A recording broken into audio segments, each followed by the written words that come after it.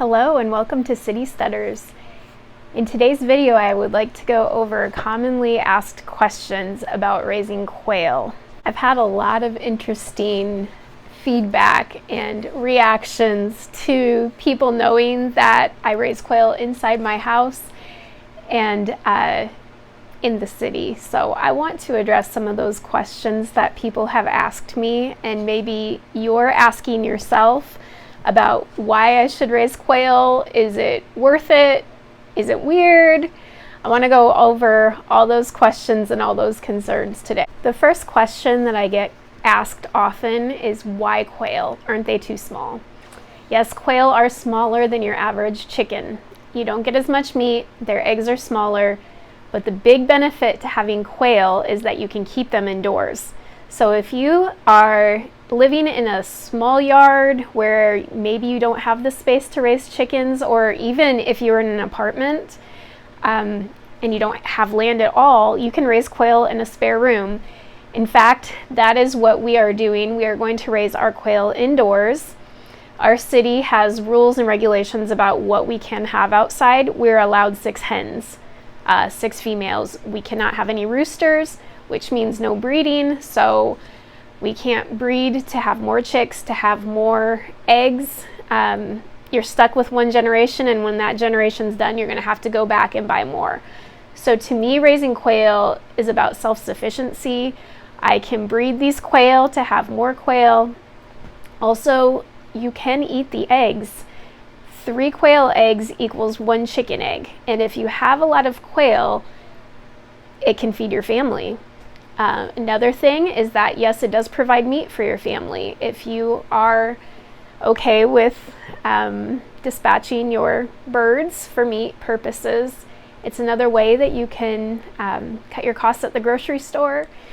We are living in a time where food prices are really high, inflation is high, and this is just another way that you can have your own meat and provide food for your family without relying on the stores or other people for your food. And I think quail is a great option if you live in the city because you can do it inside.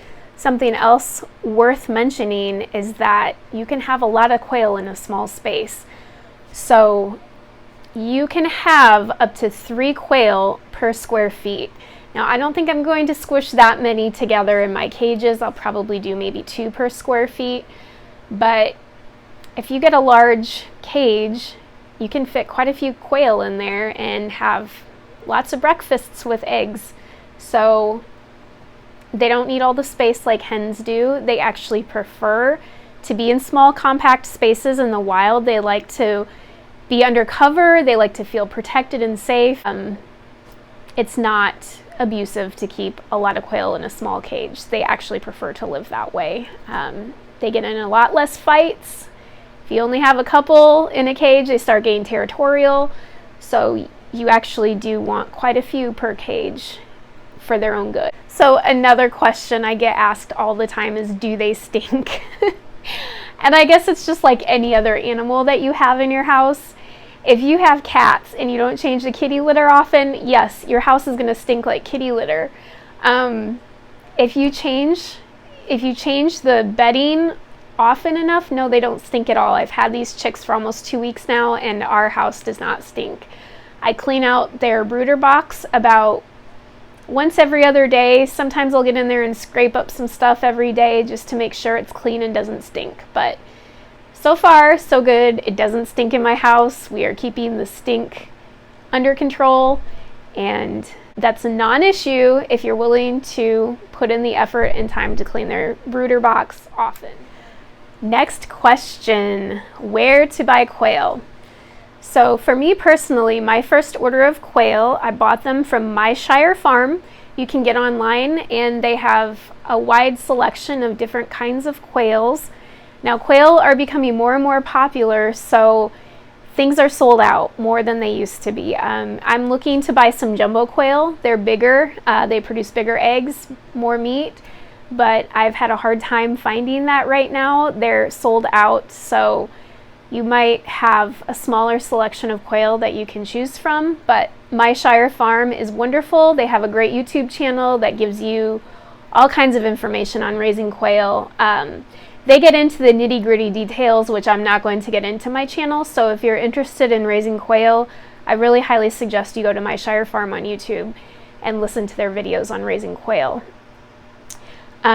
And also, they have had great customer service. I really appreciate the way they sent the eggs. They have a 50% guaranteed hatch rate. So if something goes wrong, even if it's your fault or the male's fault, they'll reimburse you. And I think that's just a great customer service practice that they have. Also, the thing you need to remember about my Shire is you have to buy a minimum of 30 eggs. So if you don't have an incubator big enough to carry 30 eggs, you're going to have to keep that in mind, which is why my second order of eggs, I took a risk and I bought it from Amazon because I only wanted 12 more chicks. I didn't want another 30 to be sent to me. So we have 12, actually they sent me 16 in the incubator right now. I purchased those off of Amazon. Again, it's a risk. I don't know these people as well, but I will bring you along and show you if they hatch or not and what kind of a hatch rate I got out of those chicks. Also, eBay. A lot of people buy eggs off of eBay, and they hatch and it works great. So you have many options. I believe Murray McMurray Farms, they're located in Iowa. You can buy live chicks, I believe, from them. I think they send live chicks. So that's another option if you don't want to go through the process of incubating your eggs. Also, if you are my friend and know me personally or attend my church or family and you can make it to my home, I would love to share some of my chicks with you. But you do need to let me know if that's something you're interested in so I can save aside some chicks for you. Another question I have been asked quite often is how long do quail live? Quail don't have a very long lifespan. They live usually around 2 years. 1.5 to 3 is kind of what I've heard people say. I think 2 years is the average. So that's why it's so important that you have males and females to breed so you can have future generations of quail and you don't just lose all your quail at once and have nothing left. So the next question I get, they kind of go together. What equipment do I need and how much does it cost to raise quail? So I'm not going to lie, there is an upfront cost with all the equipment that you need to buy in order to successfully raise quail. I'm going to go over a few things. First of all, you need an incubator. You can go as expensive or as cheap as you want. Of course, the more expensive ones are going to work better. And the cheaper ones require you to do a little more work, such as egg turning. The cheaper ones usually don't have an egg turner, so you have to do that yourself. It works. You can still hatch eggs with the cheaper ones, but I do recommend maybe going middle of the road if you can afford it. Something else that you need with your incubator, well, you don't need, but it would be a good idea to buy, is an extra temperature gauge and an extra hygrometer. And the reason why is because a lot of times the actual incubator can be off on the temperature and the humidity, and it's really important if you're hatching your own eggs that the humidity and temperature are spot on. Another thing you need to consider is a brooder box, and I just bought a cheap bin at Walmart. You can buy expensive brooder boxes online if that's what you want to do, but I personally would recommend go with a bin. It's really cheap and easy. Inside the brooder box, you're going to need a waterer, you're going to need a feeder, you're going to need some kind of bedding. Now what I use are potty pads, and that has worked perfectly. Those little puppy potty pads that you get when you have a puppy and they're learning to go potty outside. They soak up the water and they keep the stink down. You can also use wood chips. I have wood chips for when my chicks get a little bit bigger. I just feel like they're still unsteady and they're not ready for wood chips yet, but that's another option. They also need food. So when you start off with quail, you want to get the crumbles. There's game bird, showbird crumbles.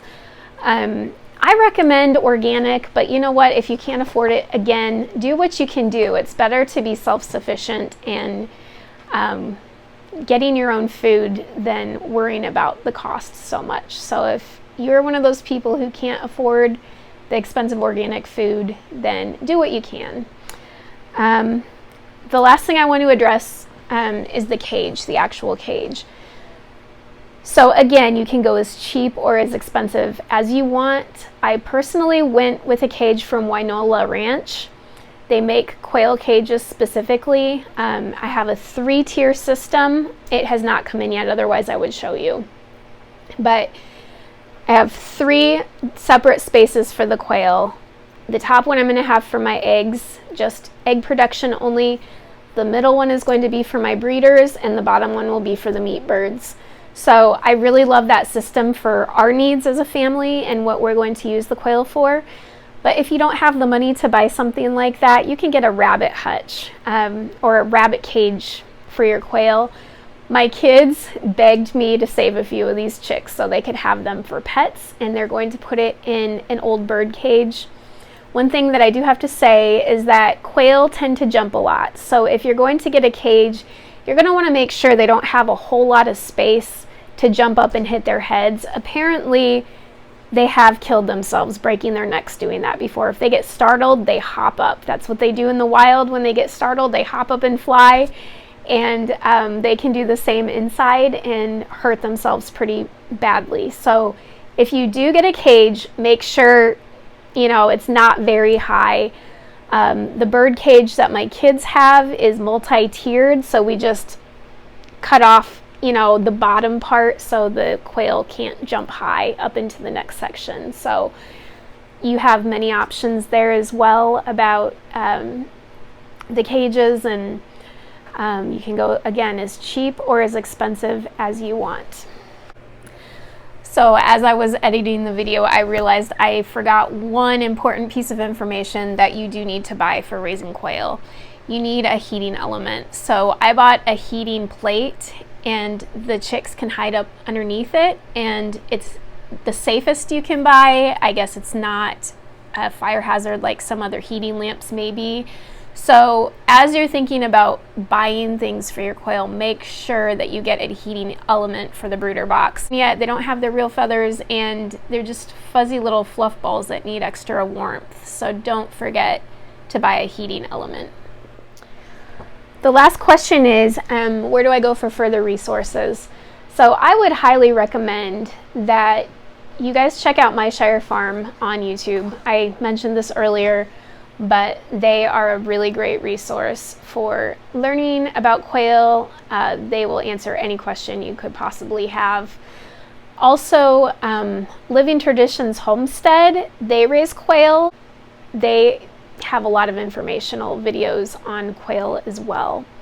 And of course, if you're in town and you know me personally, I would love to show you our quail. And if you have any questions for me, you can contact me and ask me personally. So I hope I've answered most of your questions. And if you have any more questions that I haven't addressed and you would like to ask me, I'll try to answer them if you comment below. And please like and subscribe our new channel. That would really help us out a lot. Thank you.